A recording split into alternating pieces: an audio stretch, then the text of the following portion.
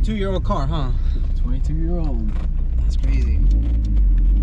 I feel like manufacturers back then were ahead of their game, man. They're not making any cars like this anymore. Yeah, which is very disappointing. I mean, nowadays cars barely last 5 years without getting repairs. Nice little raspy sound on the exhaust. What kind of exhaust? It's just a cut-off exhaust. Okay. Yeah, nothing crazy. And in fact, that's how I got it. You know, so I didn't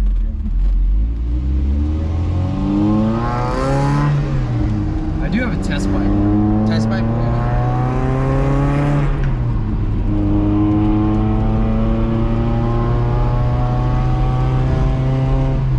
For how small it is, it's pretty spacious.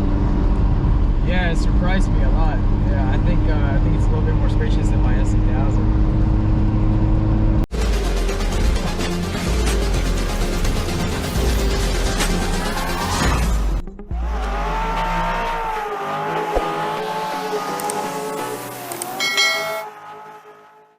All right, everyone, welcome back to Automotive Anatomy. Today we have Tom. Tom, thank you so much for making the time for us, man. Of course. Tell us, what do you drive, man? I drive a 2004 Mazda Miata. 2004 Mazda Miata. Yeah, Okay, yeah. Cool. So, before we start into this beautiful build, tell us a little bit about yourself. Like, when do you remember thinking, I like cars, this is my hobby, this is kind of the thing that I want to pursue? Just growing up when I was a kid, you know, my dad was into cars, and so it just kind of naturally gravitated to cars, you know, and it was cool. It was a fun childhood, you know. Okay. But my dad mostly was the guy that got me into it. You know, What kind of cars was he into? Imports, same thing. Really? Yeah, imports. Usually we see a theme where like the dad was into domestic because of a different era, right? And then we get into imports. No, he was mostly imports. Yeah. Okay. So what was the coolest car he had that you remember? Honestly, he had a Corolla, dude. He had like an older '76 Corolla. That thing was was chill. You know, that was back then before Corollas were front-wheel drive. So, yeah. The cool era. Yeah, cool era. Yeah, it was cool. 70s, 80s. Gotcha. Yeah. Okay. And so once you're ready to get a car, what becomes your first car? I think I had a Jetta for my first car. Ooh. Yeah, it was a VR6 Jetta, so it was cool. It was fun, you know. The question is, did it have a check engine light? It did. Okay, cool. It was a Jetta. Yeah. In fact, part of the reason why I got rid of it is because I could not get it to pass smog. You know. That's normal though. That comes with the ownership. Yeah, those cars. It's part of it, and so that's when I started getting more into Japanese cars, and I realized, hey, you know what?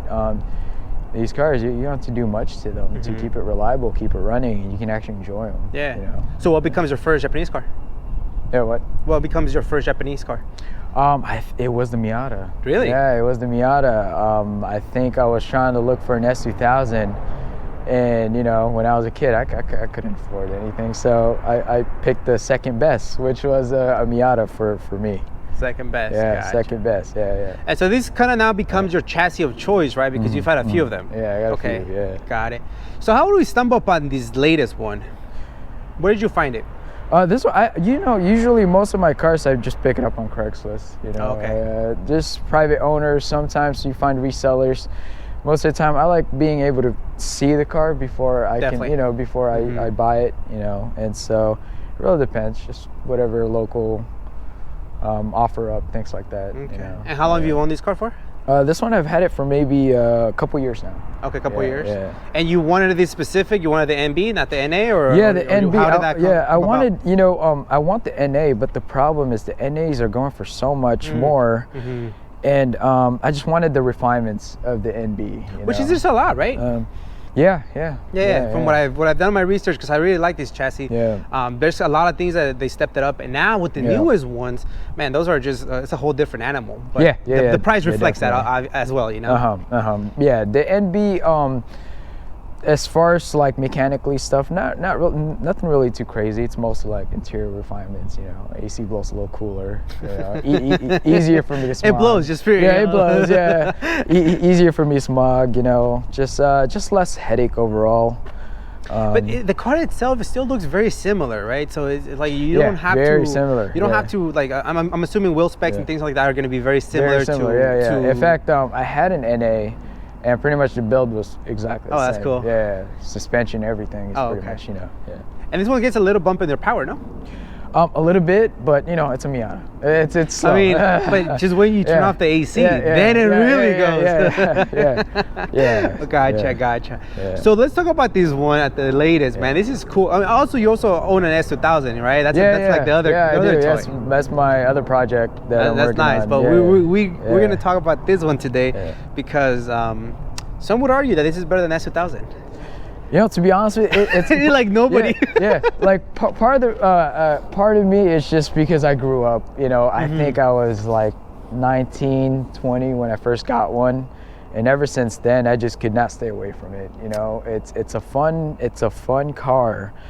Keep it cheap, take it out to the track. Tires are cheap. You know, it's reliable. It doesn't overheat on me. Doesn't burn oil. So I mean, I can trash on it without spending a lot of money. You know, like what more could you ask for from a car? That's cool, man.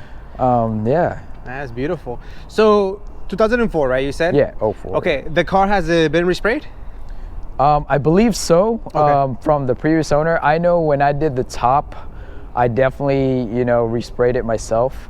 It's kind of a project, so I pretty much, my dad and I kind of did the whole work ourselves. Okay, gotcha. Yeah, so that's why you're getting mismatched panels, you know, bumpers. Well, we can't tell because it's early in the day. There's no sun hitting it. Yeah. Let's keep it that way. Yeah. The front end, what do you got going on, man? It's really just a stock front end with a garage Varia lip. Okay. Very nice subtle lip, though. I mean, that's a nice aggressiveness. I try to keep it simple. You know, I try to keep it matching with the OEM side skirt. That's OEM? Yeah, it's OEM side skirt. Yeah, that's very aggressive for an OEM. Yeah, I was looking for a lip that would match the lines without it going to overboard. You know. Yeah. That honestly looks very aggressive for an OEM side skirt, which is really cool. Because I know that the Miatas, they always look friendly, right? They always look smiley. So what can we add to make it a little more aggressive? That's awesome. And then to OEM lip, side skirt. Yeah. Tell us about the hardtop. I know you guys did quite a bit of work. Yeah. So this hardtop, it started out once as an auto connection hardtop. The problem was when I bought it, initially for my previous Miata, it didn't fit. You know, I think that was kind of the downfall with that company. It was a beautiful top. It just it didn't fit. And so my dad and I remade it. You know, we made a mold out of the other one. We fixed it. We took apart the bottom bracing, and then made a mold out of it with the car, so that it would sit flush perfectly. Wow, okay. And then we just made little changes into it. So is the glass part of the change, or the original hardtop also comes with a plexi? No, it came with a plexi. Okay. So I think you can make glass into this, but it'll be all custom. This is cool though, because you're shedding a couple pounds there. A couple pounds, for sure. Yeah. I mean, the car itself is light-ish, right? Yeah, it's pretty light as it is, you know, and so definitely a lot lighter than my S2000, and I feel that going into the corner. Is that right? I mean, I feel a lot more confident in this one compared to the S2000, but then again, I probably drive Miatas a lot more at the track compared to my S2000. Gotcha. Yeah, it's a great looking top, dude. I really like the aggressiveness, and it just gives it a whole different look. And I really like the plexiglass on it, because, you know, it gives it that build trackish aggressiveness look to it. I don't know if it's very easy to replace too. You know, they over time they fade off or they get scratched up. You know, you can just replace it, cut another one, and it's really pretty simple. And the paint match, I must give it to you and your dad, man. You guys nailed it. Looks really, really good. Thank you. Yeah, really, it was. We did this at our just garage. Your living room. It was nothing. Mom was happy. and it wasn't even anything to where like we repainted the whole car. We just repainted the top and I think the quarter panels, because it had some damage while we were doing the top, the bodywork for the top, and so. Yeah. So maybe you're certified already to paint the whole entire car. Man, it's beautiful. Any other plans that you have for it? Aero, anything like that? Wing? Yeah, I want to do a wing on it. I wanted to make it a dedicated track car and put a K-swap or a turbo. But the K-swap, instead of, I was putting aside some money for the K-swap, I ended up just getting the S2000 for now. Okay. Some would argue that that's a smart decision. Yeah. So eventually I'll see where this goes. You know, I'll see where the S2000 goes, and then if budget lets it, then hopefully I can keep going with it. Yeah, definitely. Well, let's talk about suspension. What do you got going on? Suspension wise, I have Flying Miata. It was the VMAX coilovers, and then there are sway bars also under end links. So it's pretty simple. But in reality, that's what this car needs, right? Nothing. That's much, the beautiful thing about this car. We all know that they're quote unquote under power, but the handling of it, it's the fun part. Yeah, so that's where it kind of shines, you know, because it doesn't have, it doesn't need to have a lot of power to be fun. Just the suspension and sway bars itself, it really transforms the car from stock completely. Really? Yeah, gotcha. And I got some sticky tires that are 200 tread wear, and yeah, they last a while too, surprisingly. Speaking of tires, tell us about the wheel and tire setup you have. It's 15x8. It's the Graham Lights 57DR. I believe I have a 10 mil spacer on there. What is the offset? 30. It's a plus 28 offset with a 10 mil spacer. So I wanted it just a little bit more aggressive to where it won't rub, but at the same time it kind of pokes out. So they have a lot of space under those fenders, huh? Yeah. That's crazy. Yeah. Oh. I think some guys put way bigger like wheel setup than I do, but I tried to keep it pretty fun to where you can toss it around. Yeah, it's very functional. And sorry, what was the tire size? This is 205/50. Wow. Yeah, so very, very nice, dude. 205/50. I love the stance on it. It definitely gives it that nice aggressive look and functionality. So that's awesome, man. Thank you. Love it. Let's talk about the interior. If you don't mind opening up the door, we can go through the other side. Let's see what we got. This beautiful car. So the interior, I try to keep it pretty stock. I mean, it was pretty rough when I got it. I redid the seats. Oh, okay. Yeah, I have some Nardi steering wheel. Beautiful.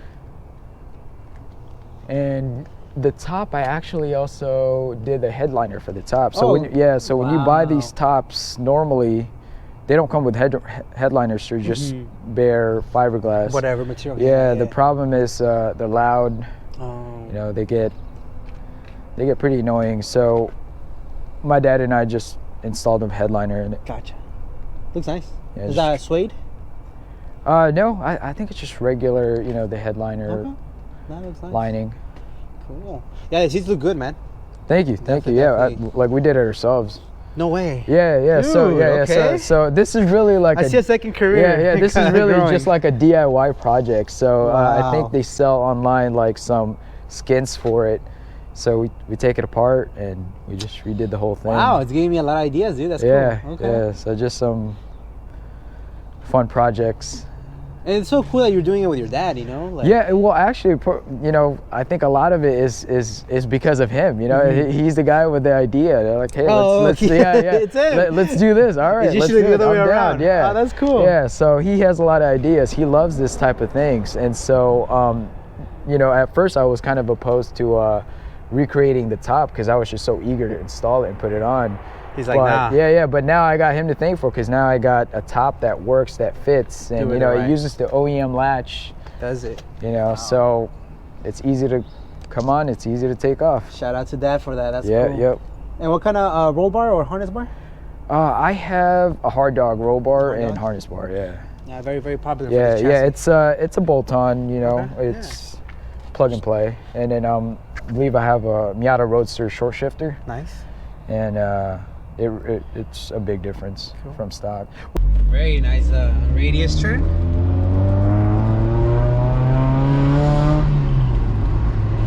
It pulls nicely. It's funny because that was a pull. That was like redlining. That was, you see the like a transportation bus next to us going really slow. You're like redlining it. I love it. It's funny because I think the car I had before my Miata was STI Subaru, the Blaubai Subaru. Great car, my favorite STI generation. Yeah, and man, that thing had so much torque. I mean, I had a tune on it, And then when I came back to Miata, it's like, wow. What happened? Yeah, this sucks, you know? It's like, yes. fuck. Yes, Yeah. yes. This sucks, man. I had a similar experience myself. Yeah. But this is a great car. I mean, I can see myself daily in something like this. Yeah. The height that you have it is very functional. Yeah, so that's what I wanted to keep it at, to where back then, you know, when I was younger, it was more like, oh yeah, track car. Mm-hmm. When you get older, you want it to have AC, you know, comforts and interior, and so I try to keep it the height to where I can deal it in LA without having to worry about scraping or potholes or anything like that. And everybody might be wondering, like, man, what are you talking about when you get older? Like, we all think that you're 18. He's not 18. He's a little bit older, but that's crazy. Like, I feel the same way. You start now. Not everything has to be slammed and cambergang, you know? Like, you want functionality. I get you.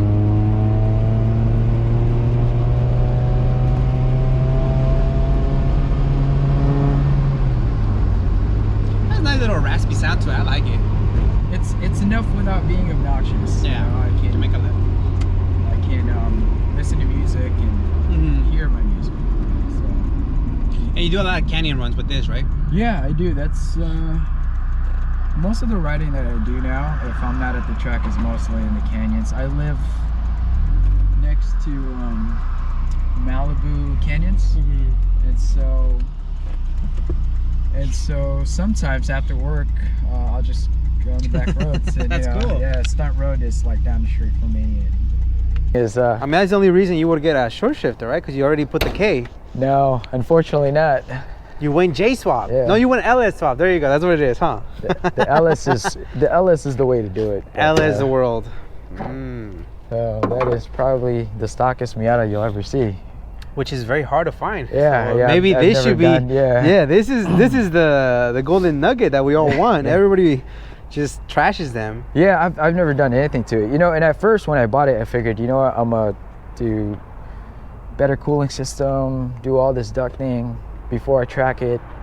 And then I took it out to the track and it handled itself. You realize it doesn't need anything? It doesn't really need anything. That's cool. So after the suspension, I took it out to the track and it was just pretty good as it is. And so I figured, you know what, I'm gonna just replace it as I go. You know, as you get older, you realize that there's something good about having OEM things. Yeah. Not to say that you don't want to have another car that you can just completely mess with, but having something reliable and OEM, it's a good feeling. I mean, I'm looking at these little air duct, and it's like little things like that you know, just keep it. Just keep it clean. Cool, you know, like. How many miles on the actual engine? Engine has 178, I think. So it's just about due for their first oil change. They're great cars, so, man. Again, I just got it smogged and everything was good, you know. So it's one of those things to where like you can just go out for a drive and not think about it breaking down on you. I see AC lines as well, right? Yeah, AC works. So see, that's the thing. Like power steering works. That's cool. I mean, realistically, and you know, not to bash on anybody, but a lot of, especially Civic owners and, you know, cars that are lightweight, they'll take out the AC because they want to make it look faster, or, you know, just be lighter. But I don't know, 50 pounds, 60 pounds, I don't know how much it weighs, but is it really worth it? I don't know. I want my AC, you know? Yeah, you know, I think it depends, because I got friends that would take out the ABS unit, you know, things like that. But to me, that's useful, up for sure. You know, that's up for sure. Don't get me wrong, but having something like this is pretty cool. You can just drive it. Yeah, exactly. It's useful. Like at the track, the past few Miatas that I had without ABS, it would always, you know, it would always create a flat spot on my tires. This one's been saving my tires for that, you know. So it's been good, and it's convenient, you know. So what is your current daily? I have a Lexus. So you have it on top, okay. So you have the S2000, this one, and the daily. Yeah, I have a Lexus. Gotcha. I daily drive a IS250. Oh, nice. I also have a 2013 Corolla that I daily drive. Hatchback or? No, it's a regular sedan. Yeah. I love the hatchbacks. The hatchbacks are nice, yeah. But the Corolla, it gets like 27, 30 miles per gallon on the street, so I try to... you use that one? Yeah, I try to use that one, and then the Lexus is mostly whenever I go This one doesn't do too bad on miles, right? No, yeah, this one, the gas mileage is really good on it. But it's just, you know, I mean, it's uncomfortable to Miata. Yeah, I mean, compared to a Lexus or a Corolla, yeah. Once you try out a car like that, it's like nothing compares. Well, thanks for this experience, man. This is super fun. Of course. Alrighty, Tom, thank you so much for making the time, man. Definitely chilly morning and quite a bit of drive for you, so thank you. I appreciate it, man. Out. Any shout outs, man? Shout out to my dad, you know, he's probably the guy that kind of motivated me to have this project together. So it's, you know, yeah, shout out to him. There you go. That's cool, man. You're creating memories with your dad. So you know, it's cool when you have somebody that backs you up and supports you and says, hey, it's pushing you to actually do things right. And for sure. Now we get to see the end result. So for sure, man, keep these cars on the track and on the street, man. These are cool. 04, so they're 22-year-old cars. They don't look 22-year-olds. So it's definitely gonna become a classic. You know, it's getting there. So. You know, I think they made a lot of them, you know, so I don't know if it'll ever be a classic. Oh, it will, buddy. They're all getting trashed, man. They will. But just trying to keep it clean is enough for me to just, you know, sometimes go in the back roads and enjoy it. And so. Yeah, man. It doesn't need much, man. Suspension, and it's a great looking car. So definitely nailed it. Once again, man, thank you so much for your time and keep on the road, man. Of course. Thank you.